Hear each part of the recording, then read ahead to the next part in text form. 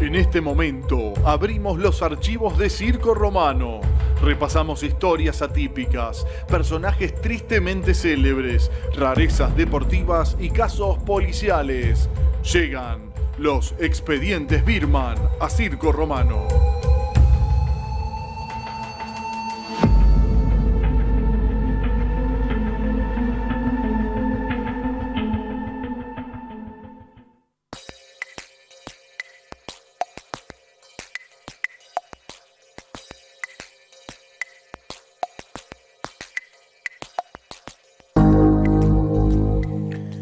Seguimos con más Circo Romano, ya bloque final, calculo, Expedientes Birman de octubre.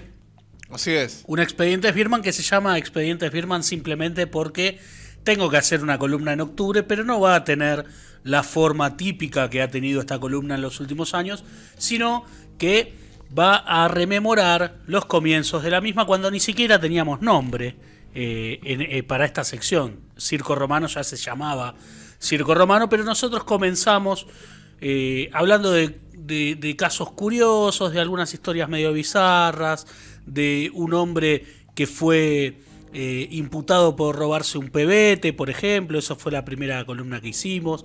Hablamos también de deportistas que se dedicaron a la política, hablamos de jugadores de fútbol africanos que han venido a jugar a nuestra tierra, y también en algún momento hicimos el volumen 1 de lo que vamos a hacer hoy, que es la historia, el origen, el surgimiento de algunos dichos y de algunas expresiones populares.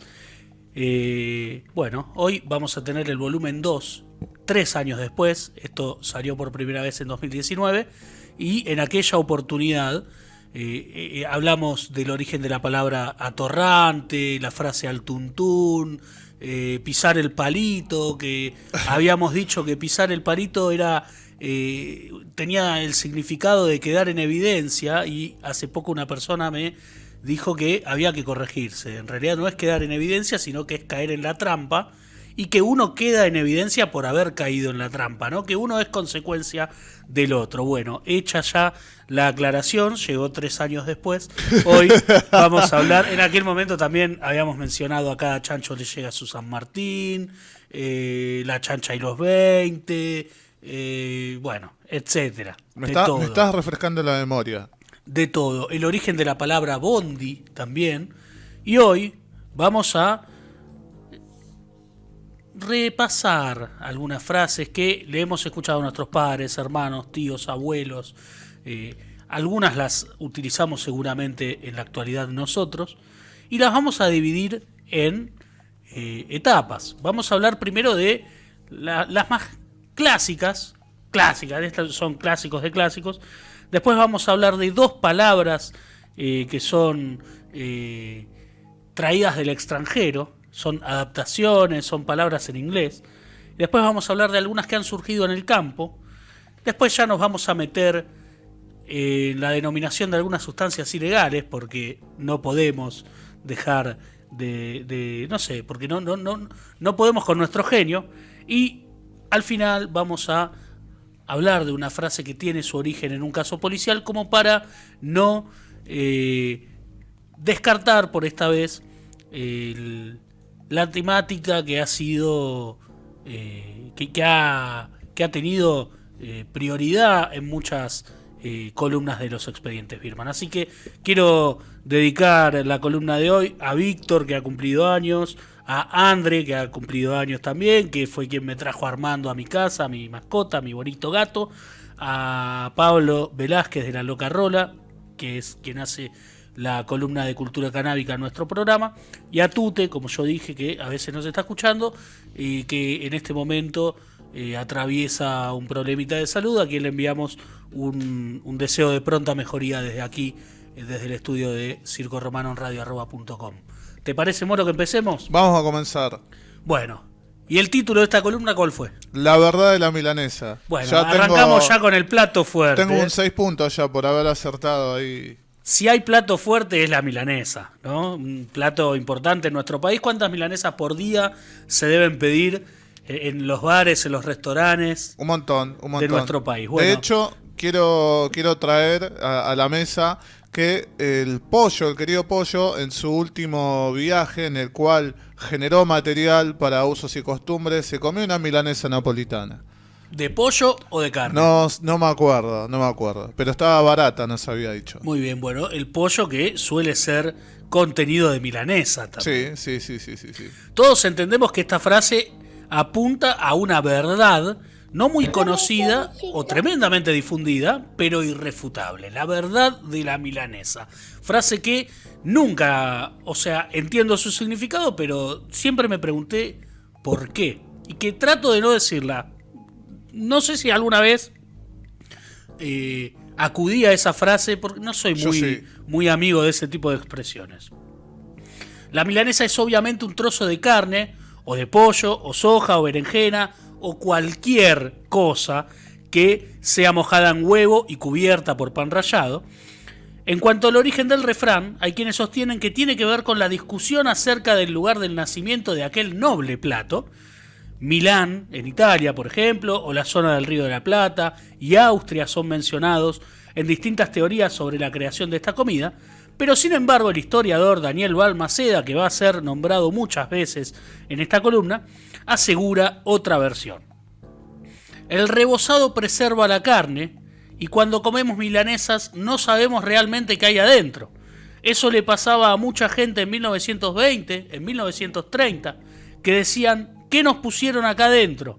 Recién cuando uno la cortaba y la abría, podía ver la verdadera milanesa. Así que la verdad de la milanesa proviene de ahí. Yo no lo sospechaba, creía que tenía que ver, tenía mis dudas, no terminaba de entenderlo del todo, pero sí creía que tenía que ver con la discusión sobre de dónde viene la milanesa, pero esta versión de Daniel Balmaceda parece más interesante. Esperemos tenerlo pronto a Daniel Balmaceda en Circo Romano. Te mandamos un abrazo. Levantar los bártulos. ¿Esta la usás, Moro? No, pero... Yo de vez en cuando sí.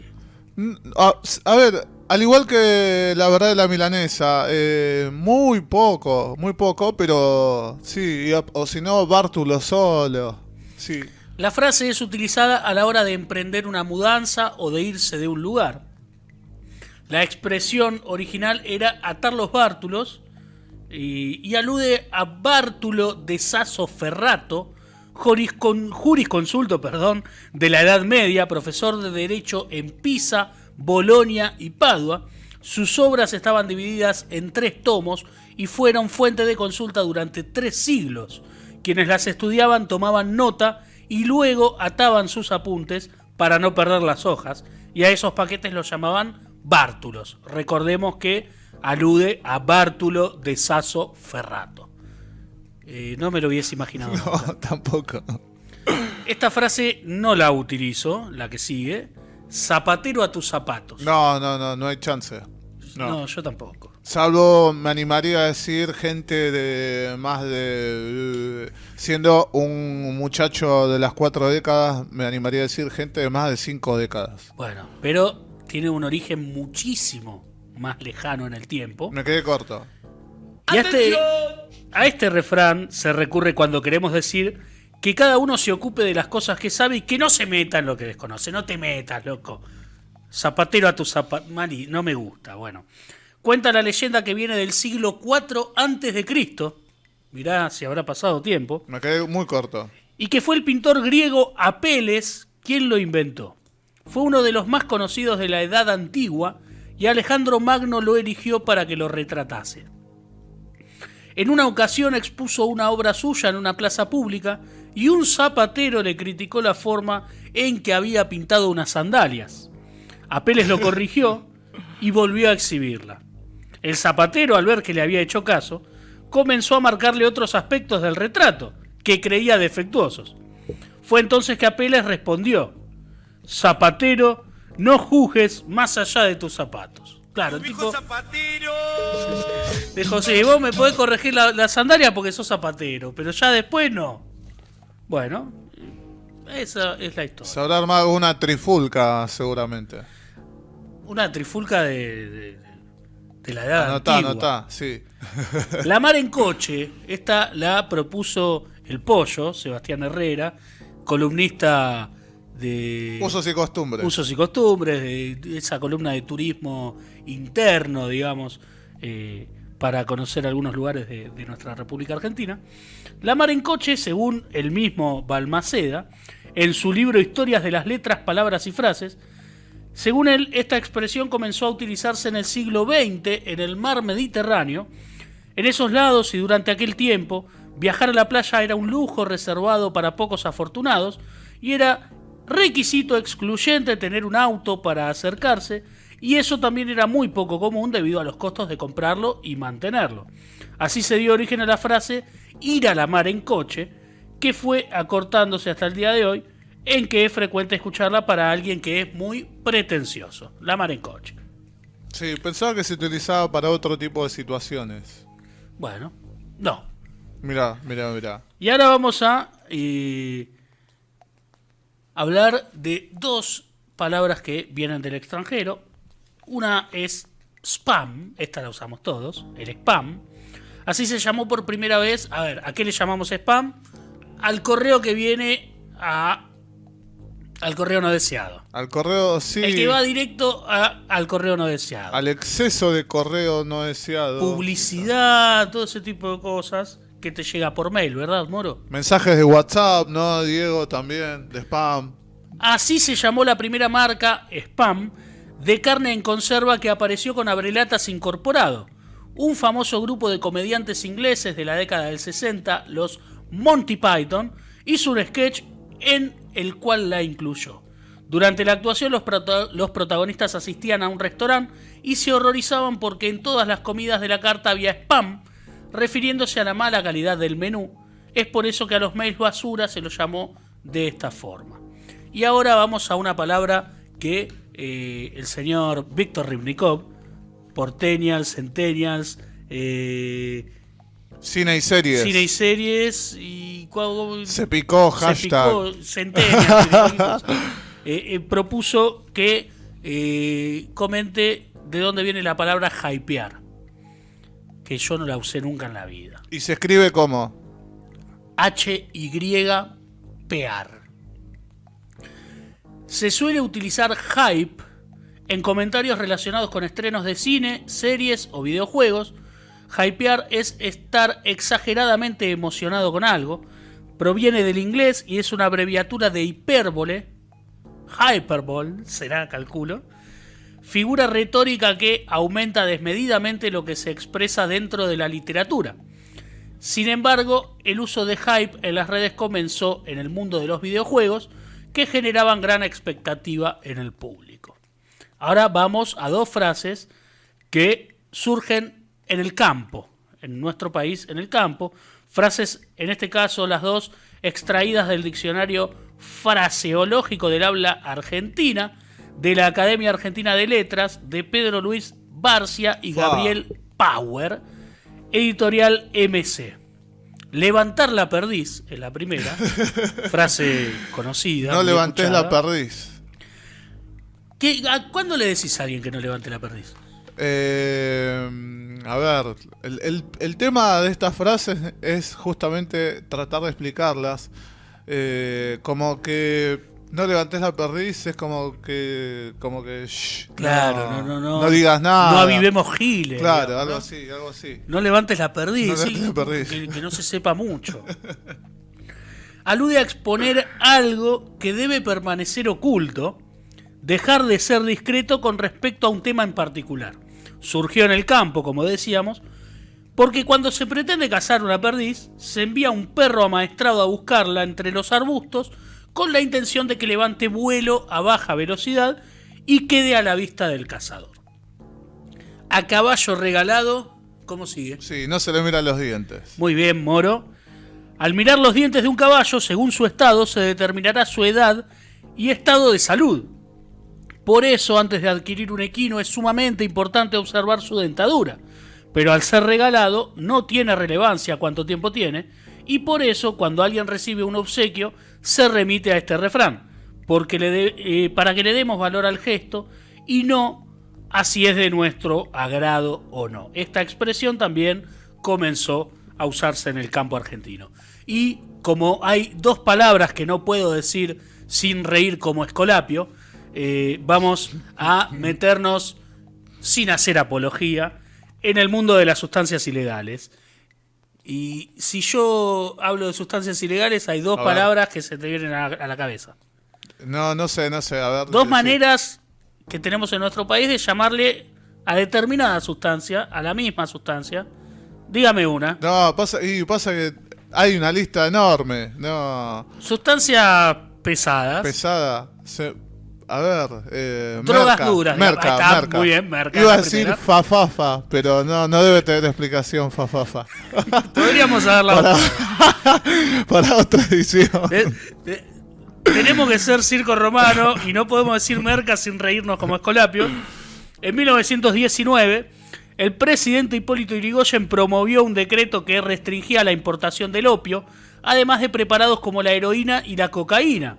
Esta normativa limitaba el consumo considerado recreativo de sustancias que hasta ese entonces se conseguían libremente en farmacias. Exacto. La cocaína no se producía en Argentina, sino que llegaba desde Holanda y Alemania, y los laboratorios que la trasladaban en gran cantidad de frascos eran Merck, M-E-R-K, y Bayer, la de las aspirinas. El decreto permitía su uso médico y fue así que, por un tiempo, las farmacias continuaron comercializándola.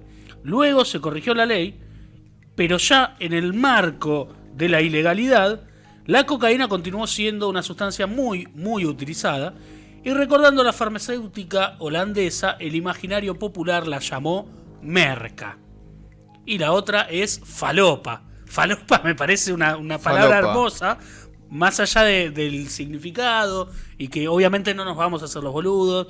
La cocaína es un tema complejo y obviamente que trae problemas su uso y su abuso. Bueno, falopa, si bien conocemos el término para referirnos a la cocaína, las primeras veces se utilizó para calificar a productos de muy mala calidad o a imitaciones. Este es un uso que resurgió en los últimos tiempos. Alguien dice, por ejemplo, me compré una remera pero de refalopa. Esto lo escuchamos a menudo últimamente. Cuando yo era más adolescente, no, falopa remitía a las sustancias, más que nada. Daniel Balmaceda tuiteó que falopa en la Edad Media era un tejido de mala calidad y entonces pasó a denominar objetos defectuosos o falsos, después a las drogas adulteradas y luego a las drogas. Eso también, ¿no? Yo cuando tomo alguna medicación, cuando estoy enfermo, digo, me voy a tomar mi falopa, ya como algo más general.